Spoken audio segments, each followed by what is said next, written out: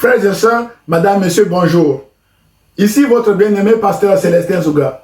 C'est encore pour moi aujourd'hui un réel plaisir de partager la parole de Dieu avec vous sur le sujet que j'ai intitulé « Rassurez-vous, Jésus est avec vous, n'ayez pas peur ». N'ayez pas peur, mes bien-aimés dans le Seigneur, est une phrase de Jésus que nous lisons dans Matthieu au chapitre 14, verset 27, où Jésus dit à ses disciples « Rassurez-vous, c'est moi, n'ayez pas peur ». Pour bien comprendre, mes bien-aimés, le contexte de ce récit, je vous invite à le lire chez vous au complet dans Matthieu chapitre 14, les versets 22 à 31. Frères et sœurs, mes chers amis, Albert Camus disait ceci, je cite, « Le XVIIe siècle fut celui des mathématiques, le XVIIIe siècle celui des sciences physiques, le XIXe siècle celui de la biologie, notre XXe siècle est celui de la peur. » Fin de citation. Frères et sœurs, la peur n'est pas apparue qu'au XXe siècle. On rencontre dans la Bible 366 fois le terme « n'ayez pas peur, ne craignez rien ». Autrement dit, chaque jour, Dieu dit à son peuple « n'ayez pas peur ». Aujourd'hui encore, mes bien-aimés dans le Seigneur, cette peur s'est accentuée au XXIe siècle avec tout ce que nous avons vécu ces dernières années, notamment les conflits, les guerres, les mouvements sociaux autour de nous, le Covid et ses conséquences, mes bien-aimés dans le Seigneur, qui nous font peur. Peur de tomber malade, peur de mourir, peur de manquer de nourriture, peur de ne pas voyager, etc. Mes bien-aimés dans le Seigneur. C'est dans ce contexte qu'il nous est important de nous rappeler de cette parole de Jésus qui a dit à ses disciples, « N'ayez pas peur » alors qu'ils étaient pris de panique dans leur barque qui ramait contre le vent en le voyant marcher sur l'eau en leur direction entre 3h et 6h du matin. Frères et sœurs, mes chers amis, la peur est un élément fondamental de la vie humaine. Tout le monde l'éprouve. Abraham a eu peur de manquer de nourriture. Il est parti en Égypte. Abraham a aussi eu peur pour sa vie, mes bien-aimés dans le Seigneur. Il a menti sur l'identité de sa demi-sœur Sarai, qui était aussi sa femme. On lit ce récit, mes bien-aimés, dans Genèse au chapitre 12, les versets 10 à 13. Jésus, mes bien-aimés dans le Seigneur, a aussi eu peur, d'après Matthieu chapitre 26, verset 37. Les disciples de Jésus, nous venons de le voir, ont également eu peur, d'après Matthieu chapitre 14, les versets 22 à 31, mes bien-aimés dans le Seigneur. Mes chers amis, frères et sœurs, moi également j'ai peur. Pour me soulager de ma peur, j'ai même affiché chez moi cette phrase de Jésus qui dit « Rassurez-vous, c'est moi, n'ayez pas peur » d'après Matthieu chapitre 14, verset 27.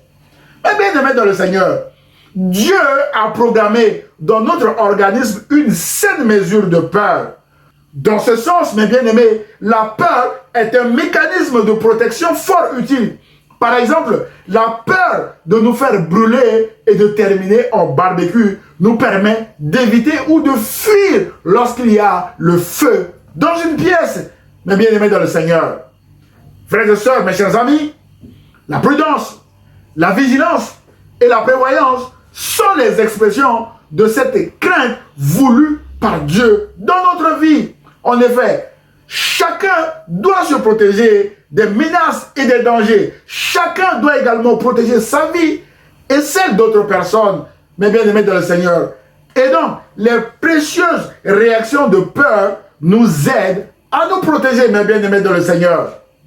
Mes chers amis, si la peur nous permet de nous protéger contre un danger éventuel, au-delà de la limite normale, elle peut se révéler paralysante ou voire même destructrice, mes bien-aimés dans le Seigneur. Alors, les questions que nous nous posons ce matin sont: quelle est la limite normale de la peur? Et au-delà de cette limite normale, quelles sont les conséquences de la peur sur notre santé physique, spirituelle et émotionnelle? Enfin, quelles sont les solutions préconisées par Jésus contre la peur?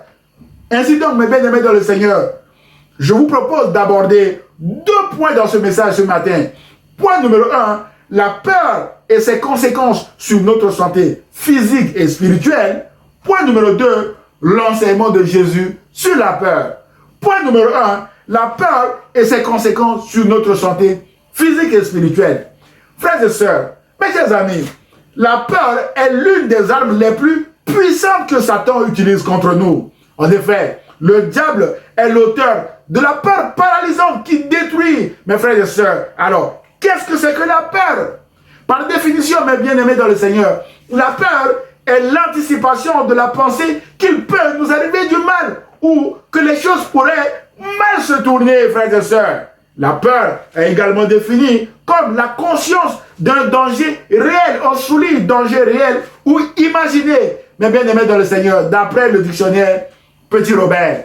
Et selon le dictionnaire Larousse, la peur est le sentiment d'angoisse éprouvé en présence ou à la pensée d'un danger réel, on souligne réel ou supposé, ou d'une menace, mes bien-aimés dans le Seigneur. Par cette définition, nous comprenons que la peur joue sur 2 tableaux, le réel et l'imaginaire. Dans notre récit de ce matin, mes bien-aimés dans le Seigneur, nous pouvons souligner que sur le danger réel, les disciples étaient réellement en danger parce qu'ils ont vu l'image d'une personne non identifiée encore marchant sur les eaux en leur direction. Ce qui était danger réel, mes bien-aimés dans le Seigneur. La Bible déclare que quand les disciples virent Jésus marcher sur l'eau, ils firent pris de panique. D'après Matthieu chapitre 14, verset 26. Frères et sœurs, ce n'est pas tous les jours qu'on voit quelqu'un marcher sur l'eau. Les disciples avaient eu raison d'être paniqués, d'assister à cet événement exceptionnel qui se produisait, mes bien-aimés dans le Seigneur, entre 3h et 6h du matin, où la visibilité était quasi nulle. Frères et sœurs, et le deuxième point, sur l'imaginaire, les disciples ont imaginé qu'à cette heure-ci, personne ne pouvait venir de cette manière vers eux si ce n'était un fantôme. Et la conséquence de cette imagination, mes bien-aimés dans le Seigneur, va les plonger dans la peur accompagnée de cris de détresse. La Bible dit, ils se mirent à pousser des cris de frayeur, d'après Matthieu chapitre 14, verset 26. Mes bien-aimés dans le Seigneur, la peur est un terme général qui englobe également les mots comme l'effroi, l'affolement, l'angoisse, la crainte, l'effarement, l'épouvante, l'horreur, la terreur, l'inquiétude, l'appréhension, etc. Mes chers amis, la peur ouvre souvent la voie au désarroi ainsi qu'au découragement. Alors, quand est-ce que la peur monte en nous, mes bien-aimés dans le Seigneur? La peur monte dans nos cœurs quand quelque chose de plus fort que nous fait opposition et nous amène à être désemparés en considérant nos propres ressources. Nous regardons nous-mêmes et nous parvenons à la conclusion erronée que même si Christ vit en nous, nous ne sommes pas assez forts pour mener la bataille qui se présente devant nous. C'est ainsi que la crainte et le découragement, mes bien-aimés, travaillent main dans la main. Et la tactique du diable, mes bien-aimés dans le Seigneur, consiste à nous convaincre que le mal qui nous entoure va finir par nous submerger. Ce qui n'est pas vrai, mes bien-aimés dans le Seigneur. Alors, quelles sont les causes de la peur, frères et sœurs? Mes chers amis, la vie chrétienne ne nous exempte pas de peur, puisque Jésus lui-même a eu peur. Nous l'avons dit. Pour nous aider, frères et sœurs, il est important de connaître également les différentes causes de la peur. Nous pouvons citer ici la persécution, qui est l'une des causes principales de la peur. La persécution, mes bien-aimés, est un traitement injuste et cruel, infligé avec acharnement à des chrétiens ou à des églises, mes bien-aimés dans le Seigneur, dans le but d'entraver la propagation de la foi, la propagation de l'évangile, mes bien-aimés dans le Seigneur. Ainsi, nous pouvons avoir peur de la persécution et abandonner le ministère que Jésus nous appelle à accomplir pour sa gloire.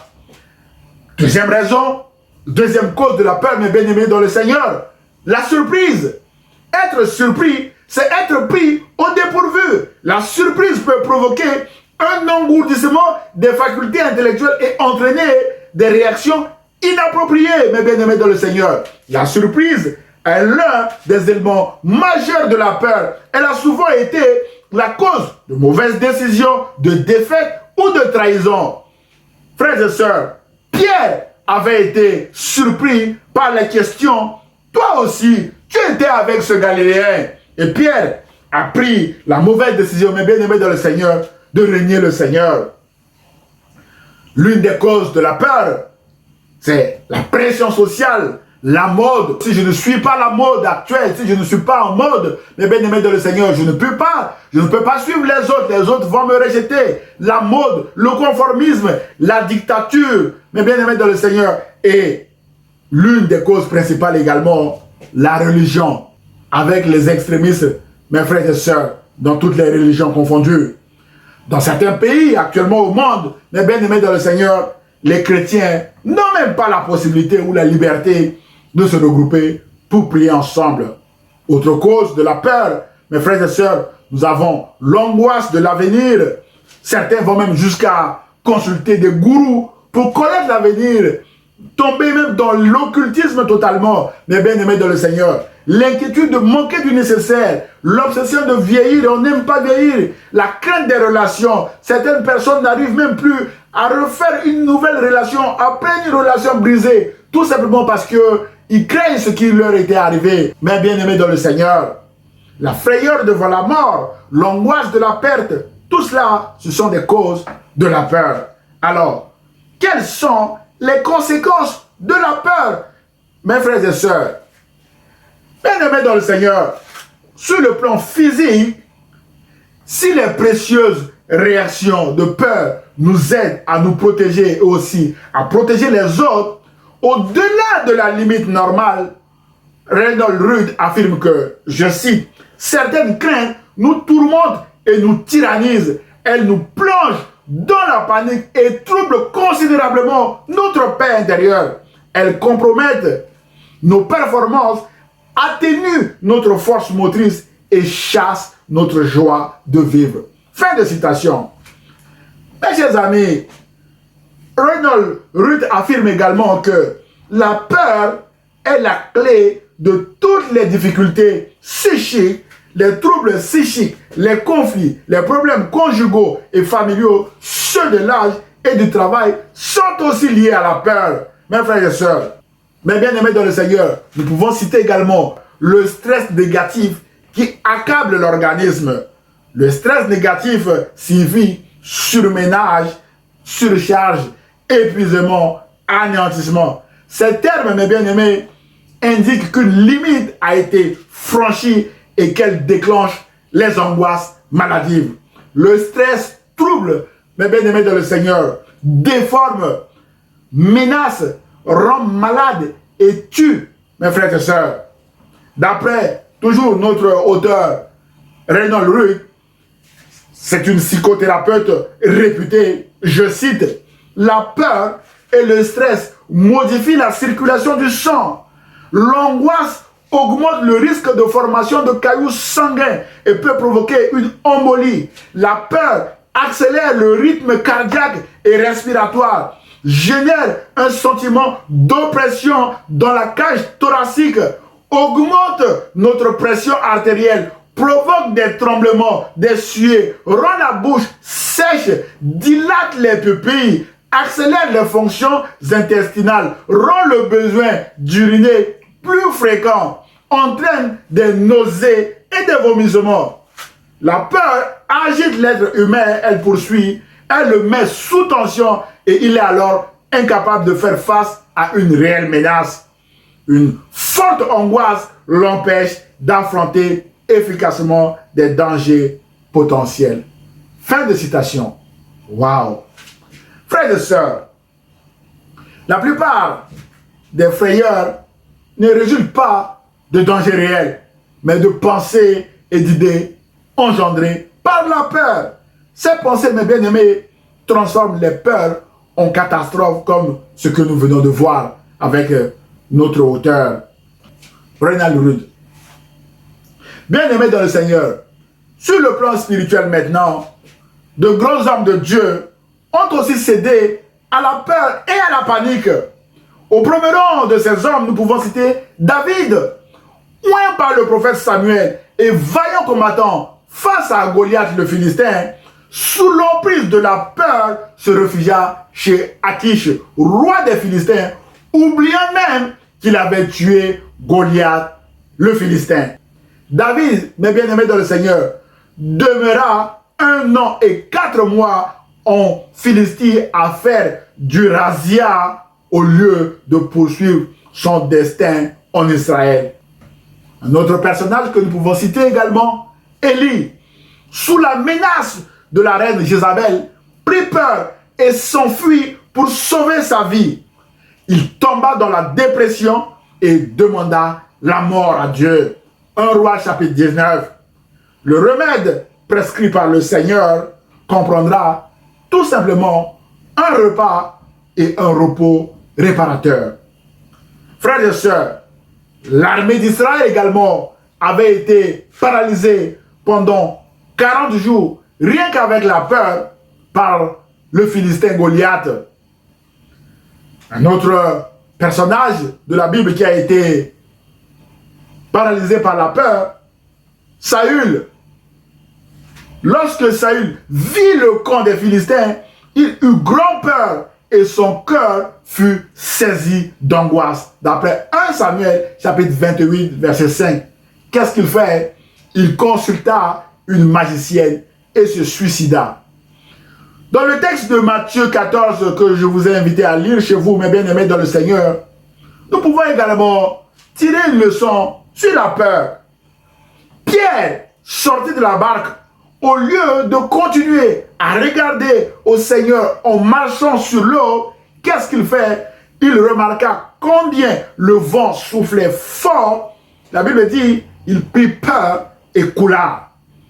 L'invitation du Seigneur, mes frères et sœurs, à sortir de la barque ne nous exempte pas de difficultés.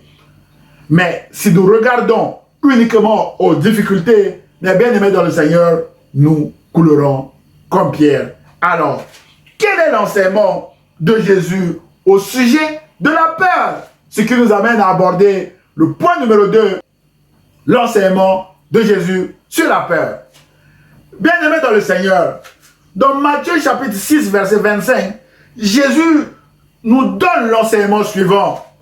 Ne vous inquiétez pas en vous demandant, qu'allons-nous manger ou boire? Avec quoi allons-nous nous habiller? La vie ne vaut-elle pas bien plus que la nourriture? Et le corps ne vaut-il pas bien plus que les habits? Frères et sœurs, Jésus nous donne ici 3 raisons de ne pas nous inquiéter. Première raison, l'inquiétude est inutile à cause de notre Père Céleste. Jésus dit ceci, regardez les oiseaux du ciel, ils ne sèment ni ne moissonnent, ils n'ont pas de grenier, ils n'amassent rien dans des greniers. Et votre Père Céleste les nourrit. Et Jésus dit, ne valez-vous pas beaucoup plus que eux? Matthieu chapitre 6, verset 26. Jésus rajoute, qui de vous, par ses inquiétudes, peut ajouter une coudée à la durée de sa vie? Verset 27. Non seulement, mes bien-aimés dans le Seigneur, nous ne prolongerons pas notre vie par notre inquiétude, mais nous pouvons encore la raccourcir. Comme il est dit dans Proverbe chapitre 12, verset 25, l'inquiétude dans le cœur de l'homme là-bas, verset 8 second, ou encore le souci au fond du cœur déprime un homme. La deuxième raison que Jésus nous donne, mes bien-aimés dans le Seigneur, pour ne pas nous inquiéter, l'inquiétude est incompatible avec la confiance en Dieu. Si nous nous inquiétons, mes bien-aimés dans le Seigneur, de quelle foi faisons-nous preuve? Selon Jésus, nous faisons preuve d'hommes ou de femmes de peu de foi si nous nous inquiétons, mes bien-aimés dans le Seigneur. D'après Matthieu chapitre 6, verset 30. Frères et sœurs, John MacArthur affirme que le chrétien sans cesse inquiet croit sans problème que Dieu peut le racheter, briser les chaînes de Satan, le faire passer de l'enfer au ciel, l'introduire dans son royaume et lui donner la vie éternelle. Mais il n'arrive pas à croire que Dieu peut l'aider à vivre. Fin de citation. C'est plutôt ridicule, mes bien-aimés dans le Seigneur. Nous faisons confiance à Dieu pour le plus grand de tous les dons, la vie éternelle. Mais pour des choses de la vie quotidienne, nous ne faisons pas confiance en Dieu. La troisième raison, mes bien-aimés dans le Seigneur, que Jésus souligne également dans son enseignement, est que l'inquiétude est déraisonnable à cause de notre avenir. Jésus déclare ceci: ne vous inquiétez donc pas du lendemain, notre avenir, car le lendemain aura soin de lui-même. À chaque jour suffit sa peine, d'après Matthieu chapitre 6, verset 34. Jésus, mes bien-aimés, voulait dire ici en quelque sorte, ne vous inquiétez pas de l'avenir. Il comporte certes son lot de problèmes, mais ils se résoudront en leur temps. Traitons-les au fur et à mesure qu'ils se présentent, car il n'existe aucun moyen de les résoudre par avance, mes bien-aimés dans le Seigneur. Mes chers amis, Jésus a mis en application cet enseignement quand la fille de Jairus était morte. La Bible déclare en Marc chapitre 5, versets 35 à 37 que, comme il parlait encore, survinrent de chez le chef de la synagogue des gens qui dirent: ta fille est morte, pourquoi importuner davantage le maître? Ne dérange plus le maître. Mais Jésus, verset 36, sans tenir compte de ces paroles, dit au chef de la synagogue: ne crains point, crois seulement. Mais bien aimé dans le Seigneur, c'est dans Marc chapitre 5, verset 35 à 37. Mes chers amis, ta fille est morte au verset 35 de Marc chapitre 5. Ici, Jésus ne dit pas que cette information est fausse. Jésus n'est pas dans le déni de la réalité. Jésus connaît votre réalité. Jésus connaît ma réalité. Mes bien-aimés dans le Seigneur, vous êtes peut-être malade ce matin. Vous êtes peut-être au chômage. Vous êtes peut-être accablé par une situation quelconque. Jésus connaît vos problèmes. Jésus connaît mes problèmes. Et ne nie pas, mes bien-aimés dans le Seigneur, ces problèmes. Frères et sœurs, la Bible dit, mais Jésus, sans tenir compte de ces paroles, d'après le verset 36 de Marc chapitre 5, autrement dit, Jésus était en train de dire à Jairus: ne laisse pas cette nouvelle t'abattre. Ne laisse pas cette nouvelle te détruire. De la même manière, ce matin, Jésus s'adresse à chacun d'entre nous. Ne laissez pas la peur vous détruire. Ne laissez pas la peur commander vos décisions. Ne laissez pas la peur contrôler vos émotions. Ne laissez pas la peur voler votre joie. Et ne laissez pas la peur abîmer votre santé. Frères et sœurs, Jésus a dit à Jairus: ne crains pas, crois seulement, d'après le verset 36 de Marc chapitre 5.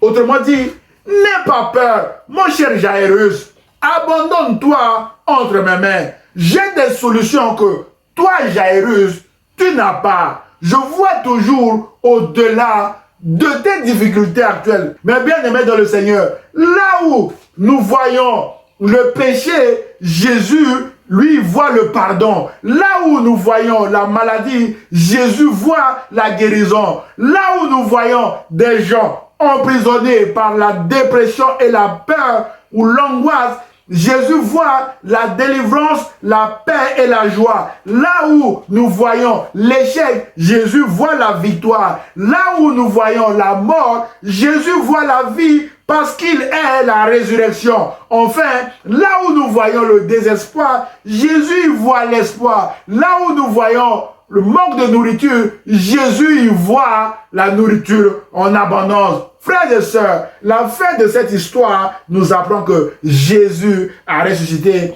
la fille de Jairus, d'après Marc chapitre 5, versets 41 à 42, où Jésus dit à la jeune fille: Talita Koumi, ce qui signifie jeune fille, lève-toi, je te le dis. Aussitôt, la Bible déclare, la jeune fille se leva. Enfin, mon frère et ma soeur, lorsque Jésus lui-même a eu peur avant d'aller à la croix, il s'est entouré de 3 de ses disciples pour prier ensemble, d'après Matthieu chapitre 26, versets 36 à 38. Il a pris avec lui Pierre et les 2 fils de Zébédée, Jacques et Jean. Mes bien-aimés dans le Seigneur, que cela reste, mes bien-aimés dans le Seigneur, un exemple ou un modèle pour vous et pour moi. En cas de peur et de difficulté, nous devons nous entourer de quelques proches amis avec qui nous devons prier ensemble. En conclusion, frères et sœurs, mes chers amis, la peur est un sentiment que Dieu a mis en nous afin de nous permettre de nous protéger contre un danger réel. Au-delà, mes bien-aimés, de la limite normale, la peur peut paralyser un homme, la peur peut paralyser une femme, la peur peut paralyser une église, la peur peut paralyser une société ou une association, la peur peut paralyser un pays. Mes bien-aimés dans le Seigneur, nous avons vu que rien qu'avec la peur, Goliath a paralysé l'armée d'Israël pendant 40 jours. Mes bien-aimés dans le Seigneur, les principales causes de la peur que nous avons vues sont la persécution, la surprise, l'inquiétude, la crainte et l'angoisse, mes bien-aimés dans le Seigneur. Les conséquences également de la peur sont nombreuses. Mes frères et sœurs, risque de formation de cailloux sanguins pouvant provoquer une embolie, l'accélération de notre rythme cardiaque et respiratoire, générant ainsi un sentiment d'oppression dans notre cage thoracique, l'augmentation de la pression artérielle sont autant de conséquences, mes frères et sœurs, de la peur sur notre santé physique. Et nous avons également vu que la peur a poussé plusieurs serviteurs de Dieu à abandonner le ministère. Frères et sœurs, l'enseignement de Jésus en Matthieu 6, dans les versets 25 à 34, reste un excellent remède contre la peur. Jésus dit ceci: ne vous inquiétez pas pour votre vie de ce que vous mangerez, ni pour votre corps de quoi vous serez vêtus. Regardez les oiseaux du ciel, ils ne sèment ni ne moissonnent, et ils n'amassent rien dans des greniers, et votre Père céleste les nourrit. Ne valez-vous pas beaucoup plus que qui de vous, par ses inquiétudes, peut ajouter une coudée à la durée de sa vie? Jésus conclut: ne vous inquiétez donc pas du lendemain, car le lendemain aura soin de lui-même. À chaque jour suffit sa peine. Que Dieu vous bénisse, mes bien-aimés dans le Seigneur. Prions.